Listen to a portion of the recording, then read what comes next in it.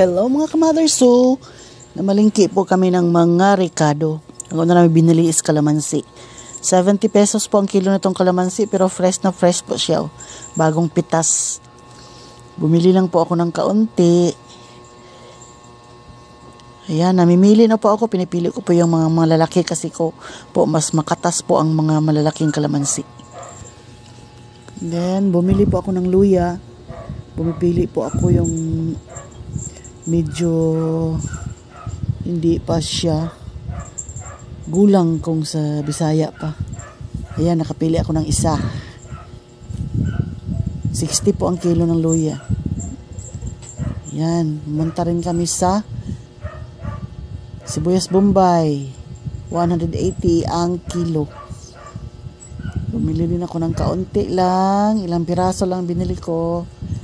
And then, bumili din ako ng bawang. Ang bawang po is 120 po ang kilo. Ayan. Bumili din ako ng bawang. At yung last na binili ko is kamatis. Ito po, ang gaganda ng kamatis nila. 35 ang kilo. Bumili po ako ng mga hinog at saka yung medyo hinog.